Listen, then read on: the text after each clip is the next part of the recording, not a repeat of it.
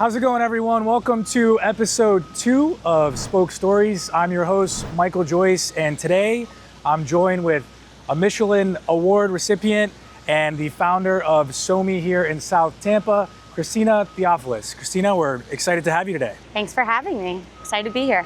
So today we're in the Encore District, and we're going to bike this morning to Psomi in North Hyde Park. We're going to take the Cass Street cycle track down there. Probably be about a 10 to 12 minute ride. We'll bring the map up on the screen here. Special shout out to our partners on this series, That's So Tampa, the Downtown Tampa Partnership, Pedal Power Promoters, and Walk Bike Tampa. We're excited to get going today and learn a lot more about Christina and her business, Psomi, and we'll stop there and look at some of their menu items and get an idea of what Christina is building for the future. We look forward to getting started, guys. All right, so to kick us off this morning, are you born and raised in Tampa Bay? I am born and raised. My family's been in the community for over 90 years. So Tampa is definitely, near and dear to my heart.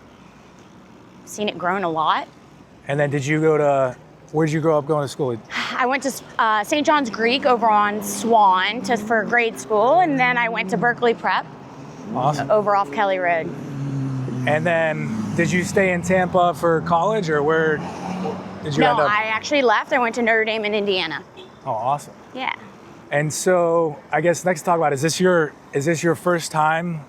Like, do you cycle at all? Is this your first time cycling, or give us kind of an overview on your bike background? I rode my first e-bike this summer in Portugal on my honeymoon, but it was very brief and it was kind of through the mountains. This is definitely my first true experience, especially in Tampa. And yeah. Yeah, I mean, I think that's a lot about what specifically our programming is about, is sort of like, if this is your first time, that's even better. So we can open your eyes up. We're riding down Cass Street. This is obviously very close to your business. Do you see people today riding? Obviously, you guys do have a little bit of a parking issue. Do you see people riding e-bikes or bikes to Psomi? Yeah, definitely. I definitely do see bikes. I think it's amazing, especially now with Tampa. Nobody has parking. I think to help promote the bike scene is awesome.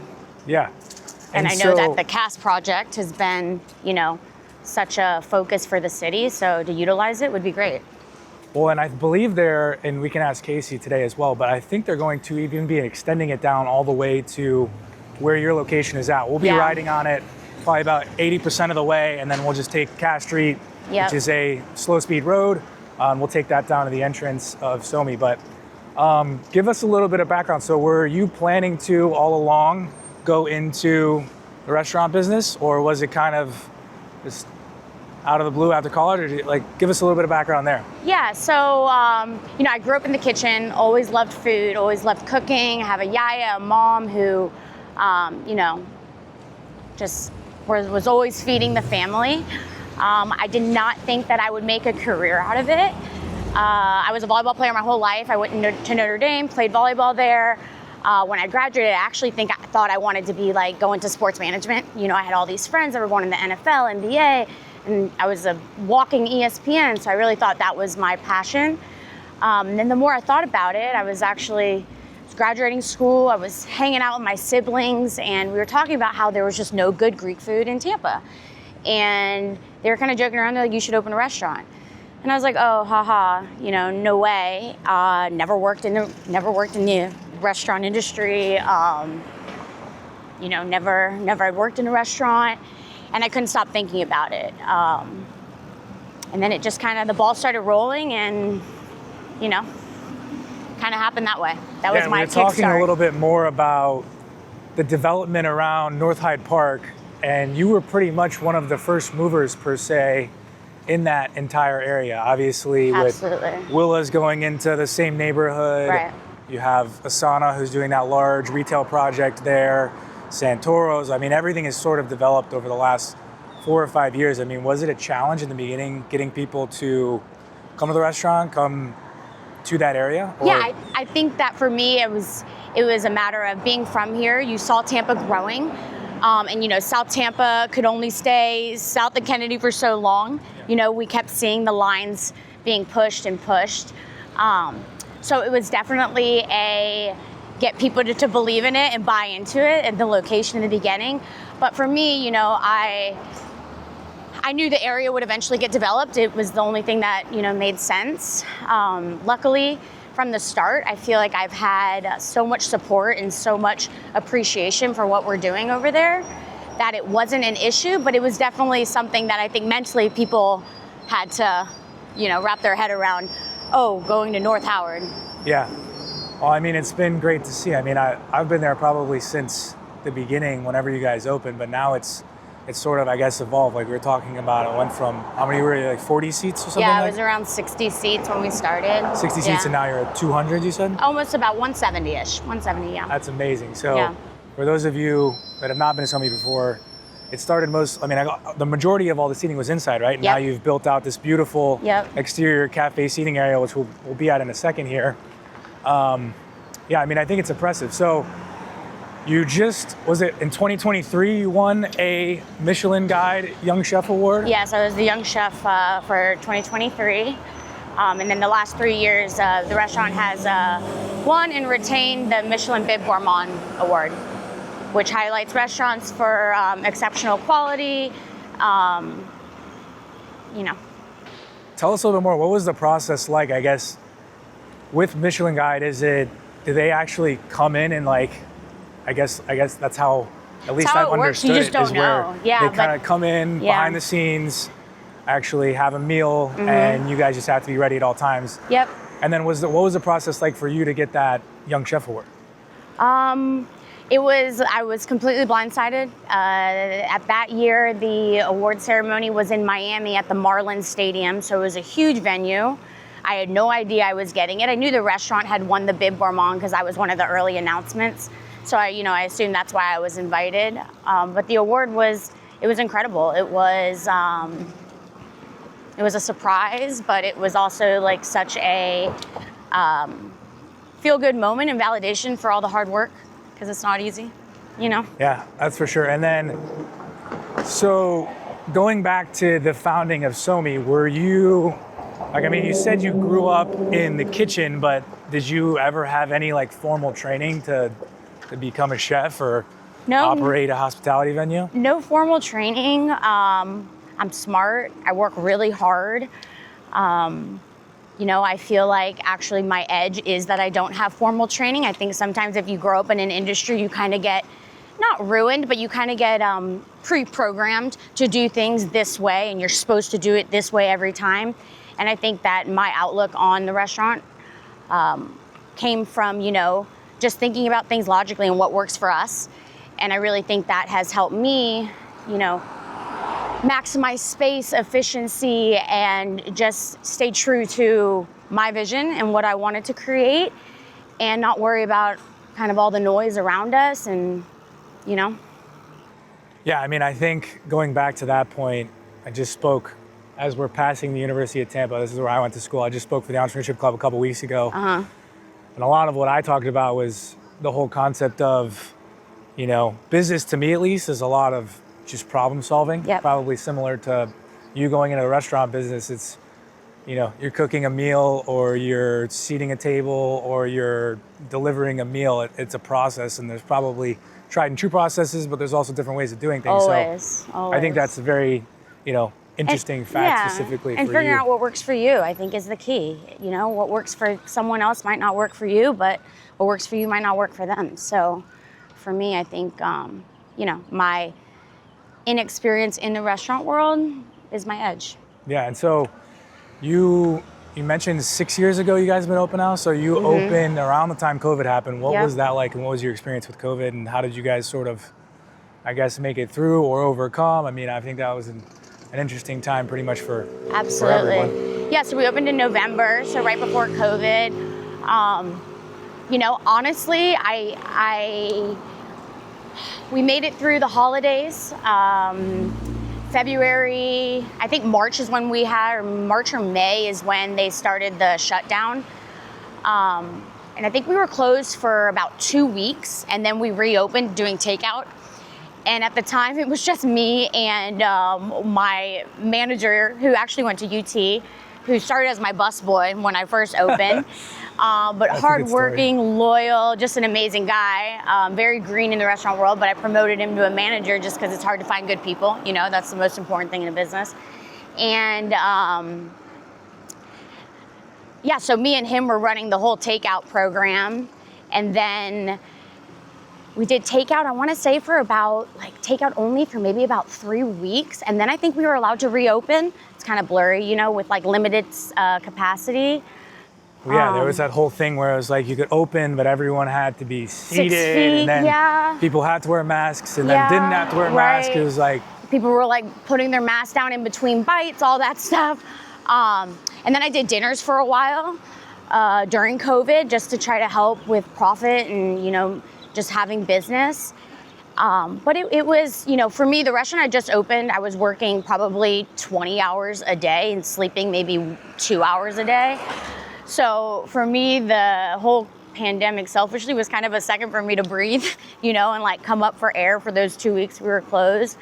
But then after that, I just feel like it was a constant, how you just said, it's a constant pivot and constant putting out fires and dealing with problems. And, you know, we just made it, we did what we could do to make it work. Was it busy like immediately? Like for whenever you guys launched? Yeah, from the start. From the start, I feel like we've had just a steady, consistent crew. We have so many people, just loyal guests that come in. You know, I have some guests that we're open 5 days a week. I have some guests that literally come in 5 days a week, you know? So yeah, I feel like from the start, very steady. You know, people appreciated and, you know, loved what we were doing, so. So for someone that's never been to Psomi, if it's like their first time, what's your elevator pitch of Psomi, your guys' cuisine, and, you know, it? So for me, Psomi, let's start with Psomi. Psomi means bread in Greek. We are a full-blown bakery. All of our breads, pastries, anything coming out of our bakery is made in-house. As a chef, as the, you know, owner, for me, my passion is in sourcing ingredients. So for me, quality is everything. Only feeding people, my rule of thumb is only feed somebody what I would eat myself. And I'm a food snob, you know, so we're seed oil free, we're breakfast and lunch, so you have brunch all day. We're open Wednesday to Sunday, 8 a.m. to 3 p.m. And we have a full range of food, you know, we have a full breakfast item from eggs, we do bagels in-house, all the way to our gyros and our lamb pitas. And yeah, it's Greek and it's definitely Greek American. It highlights all the Greek recipes that I grew up on and that I like to highlight from my heritage, but it also has my American twist on things. Yeah. And what's your favorite dish on the menu? I guess we'll probably get to see it here in a second. So my favorite dish on the menu is the keftedes, which are grass-fed beef meatballs. And that's because that is the recipe it's my mom's recipe, and it's the only recipe on the menu that I did not change at all. I didn't tweak it, I didn't mess with it. I thought, you know, it's perfect the way it is. And they're just like a hug. They remind me of my mom, they remind me of my family. And yeah, they're just delicious. That's awesome. So now we're getting to, I guess we're at Cath Street and Rome. So this is the end of the cycle track where we're gonna head over to Cath Street on this slow road. So what's your feedback thus far on your first ever, I guess this is probably your first bike commute to the restaurant. Yeah. What are your thoughts thus far? Well, I will say, you know, being from Tampa, I feel like I'm seeing Tampa in a whole new light. It's really cool. It's like I've never seen it from this angle. Yeah, I think that it's awesome. I want to do it again. And yeah, I mean, I guess today we're talking about our first episode we did in the middle of July. It was very hot. Right. It's, I guess, a little bit less hot right now. Yeah, the weather's nice. Third week of September. But yeah, just to get out and, you know, get some fresh air is obviously a nice piece of the puzzle, but, you know, also we're advocates of, as the city starts to grow, as far as, you know, our downtown core gets more dense. Obviously a lot of South Tampa has become more dense, and even this North Hyde Park area of Tampa becomes more dense, and a lot of it's just 2-lane roads that get overly busy with cars at rush hours. And so that's kind of the whole opportunity. I mean, obviously that cycle track specifically has been a big improvement for, you know, I went to UT in 2016 to 2020. and there was no cycle track there. The Right. idea of riding a bike or an e-bike or something like that has really never really been put into perspective, but now we've started to see UT kids start to adopt it as a way of transportation. As a freshman on campus, you can't have a car. Right. So you Most schools, legitimately yeah. have to either walk or live on campus or, look into a different means of transportation. So For sure. really we're just trying to, advocate that not every single person needs to grab an e-bike. Right. And in no way means is that going to solve all of our problems, but at least if we can get 10%, 5% of people to start looking into a different way of transportation that maybe have a commute, Yeah. it's less than 5 minutes or 10 minutes, that's going to help ease traffic, Yeah. ease parking issues. For sure. Obviously, you guys do not have a huge parking lot. You have some overflow parking, Yeah. but Yeah, parking's an issue everywhere in Tampa. I mean, Yeah. find a place that has parking, I mean, yeah, at this point It's it hard. is pretty true. Pretty much It's hard. all of, We're so- Howard, pretty much all of Howard does not have Yeah. great parking. All of Chicho's Concepts. Yeah, no Hyde Park one. Village is getting overly packed. Water Street, Yep.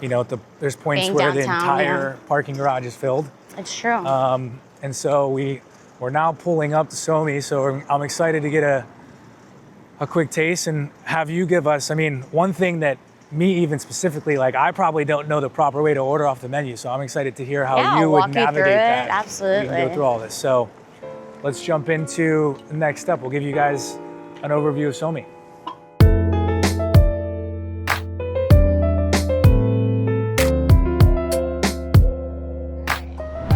So here we are at this beautiful restaurant, Psomi, here in North Hyde Park.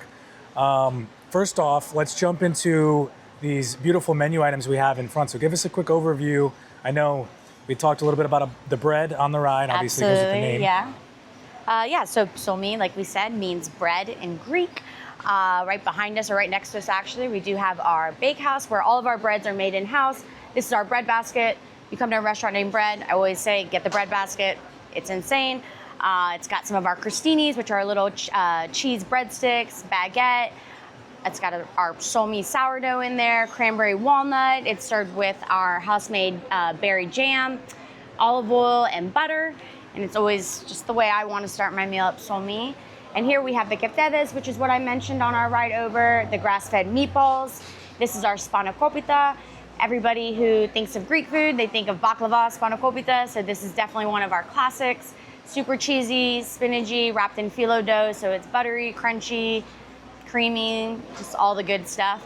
And then over here you have our avocado Psomi, so it's our play on a avocado toast. It's on our thick sesame wheat bread. It's got whipped feta on the bottom, avocado, baby heirloom tomatoes. It's got pepperoncini, topped with sprouts, a little bit of Maldon salt, lemon zest, and of course some olive oil. And then Michael, right there, you're drinking probably our #1 coffee seller. It's our baklava latte. It has our baklava, our house-made baklava syrup in it. It's Very kind of good. sweet, not too sweet, and yeah. Definitely my favorite for sure. So let's jump back into the bread here. I know we spoke a little bit about this on the ride over, and you guys do make this all. We're actually looking at the bakehouse right here. So all of that is baked here in-house? Yep. Every single piece of it? Every single piece, yeah. Oh, that is awesome. Do you have anything else specifically to talk about as far as the bread process, or? Yeah, I mean, the bread process it's quite a process. My bakers start at 7 o'clock at night, so they're an overnight shift. Making bread takes time. You can't rush it. It starts with flour, salt, and water.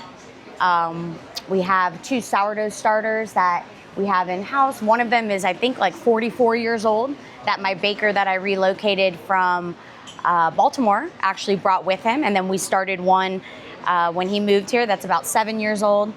So yeah, it is, not many people are making their own bread because of the equipment, the time, the skill, and the craft level that it requires. But it's definitely a huge piece of the Psomi puzzle, and bread's the cornerstone of our entire menu. That's awesome.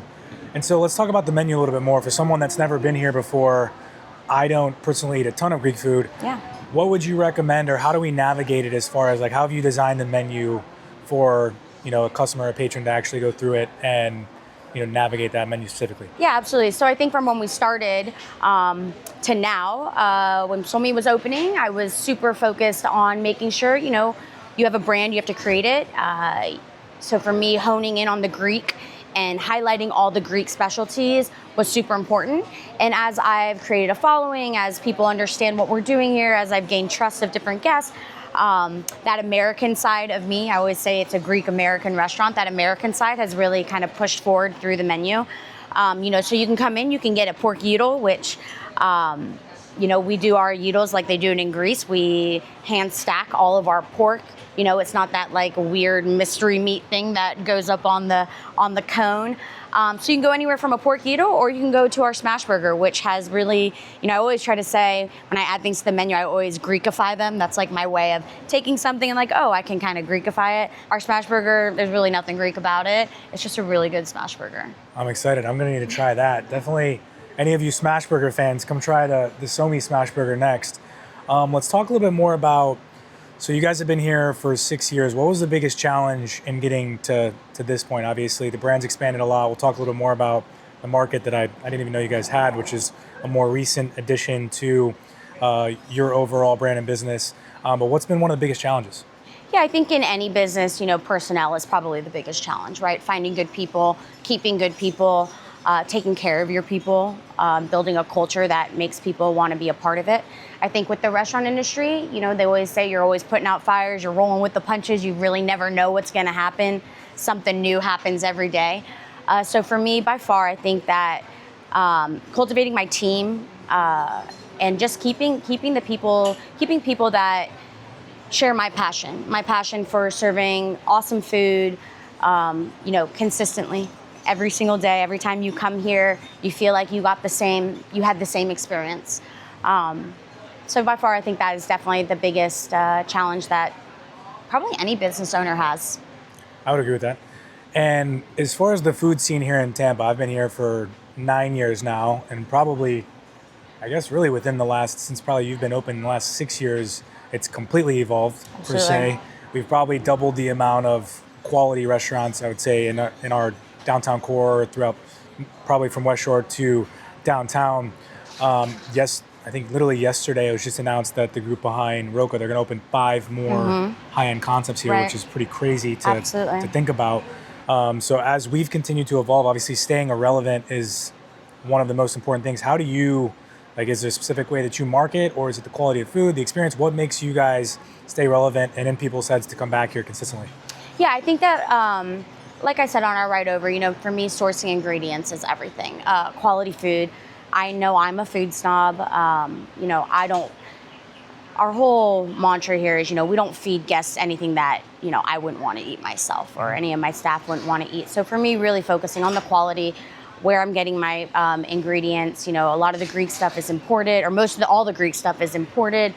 And then all of our produce, locally sourcing, organic, just really, really focusing on that quality aspect and feel good food. Whether you eat a salad or a smash burger, you leave and you feel great. So I think that really is what our guests appreciate and what keeps us relevant in the game. And yeah. And let's talk a little bit more about the market, of which this is my first time seeing it. You guys launched it late last year, but Paella is now open right next to Psomi. And let's talk a little bit more about the experience there and what you can get at the market, and sort of the cornerstones or absolutely. Yeah, so Paella is definitely a passion project for me. It is my first entrance into retail space, right?